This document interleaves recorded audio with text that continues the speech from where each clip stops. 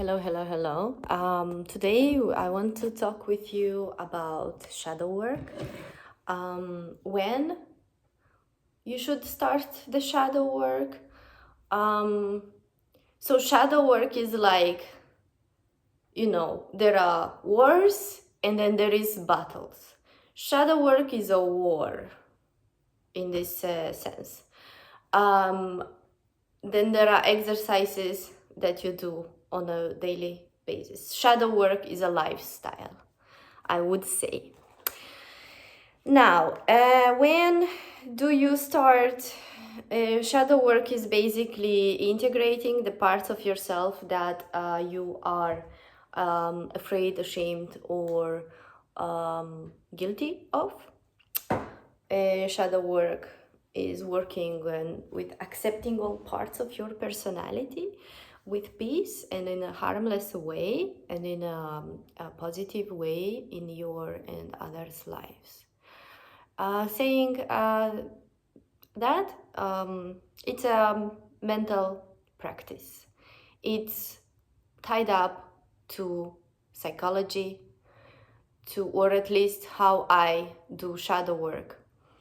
I tied it with psychology, with behavioral psychology, with chakra system, color therapy, with diet, with supplements, with your soul blueprint.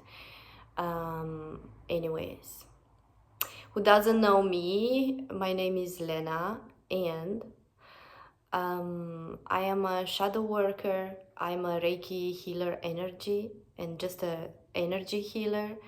I channel and I do readings on shadow work as well. I do meditations on Patreon that you can subscribe. You can find some meditations here for free.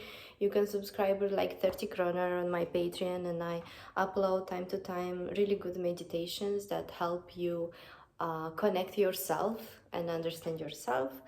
And today let's talk about shadow work. So as I said, shadow work comes into place anytime you feel uncomfortable. Now, this is like really abstract kind of, or can seem abstract. So I will give you a practical example of when exactly you start to consider to do shadow work or to work with yourself in that direction. Let's say you are working, you have a job. I work with mathematics, I work with physics, so I don't pressure too much my intuition. And I like to integrate. I like to follow up on quantum physics and develop also my own view of this world. So in the physics rule that I apply every time to save my OCD, I apply the rule of 3. Which is 3 is the smallest number to create a pattern, okay? Because I am a sensitive person, you have your own judgment to consider yourself sensitive or not. I don't know. You can come to my shadow work sessions, we can do it together. But now you're on your own. I take number 3 of encounters. If a thing that makes me guilty, uncomfortable in any way, happens 3 times under more or less the same circumstances, I start to consider, because 3 is the smallest number of pattern. If you don't really trust yourself so much, start with 4 or 5, just pick a number. Just start doing. So let's say you are at your job and you're asked to do something, right? Let's say you are asked to do something that is not really into your responsibilities. It can seem like, but it's not really. You're asked to do it once. It's okay. It makes you uncomfortable, but you know, nothing is perfect, so you're like, this is a job, this is life. Sometimes you win, sometimes you lose. Any job has good and bad sides, as you and as me. So, this thing that they asked you to do this stuff that is not into your responsibilities. You do it because you're an adult, blah, blah, blah, you're responsible, and it happened once. And you notice that you have to notice what is that you fear. What is that you feel? It's just a good practice to be clear with your feelings. And what to understand clearly what you feel. A lot of times people feel something, but it's actually something else, a different feeling. So it's good to always assess your feelings and be critical to yourself. So let's say it made you angry. Let's say it made you passive, aggressive.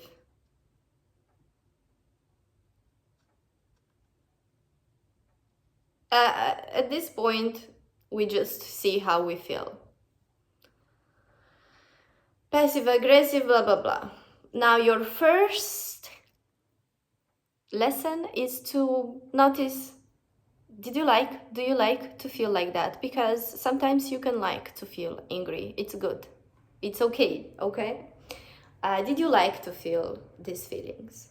Did it benefit you? You just do this. Did you like it? And did it benefit you?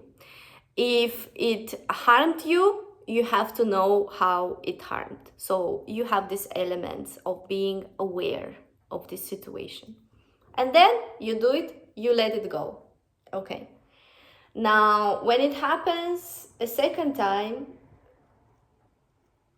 the same situation or same circumstances, you notice again, you do the same thing.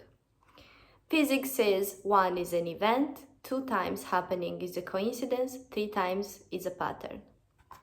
You do the same assessment, how you feel, what positive things brought into your life and what negative things brought to you into your life.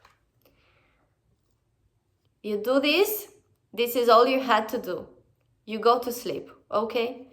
Now when this happens third time, which is forming of the pattern, then here you bring all this, you assess, you make a list. How many positive things brought into your life? How many negative? Because sometimes we are in a position in life where even though in this small zoomed in event, this thing doesn't help us, but in the big image, it shifts our narrative, our direction into a more positive narrative. So you have, I recommend you, so you don't forget, you have plus minus for anything that happens in your life, you know. You have to be aware. Now when things hit the fan third time, then you start to assess this bigger image. You start to remember how it happened first time, second time, 3 times. So the real thing and result of shadow work will be that you don't fall into these traps. And even if you have a negative experience, that negative experience, you are doing it yourself, like you are driving, and it's your choice to choose to go into a negative or positive experience. And now when this happened as a pattern, you have to be more serious. You have to decide if you want to do different choices or not.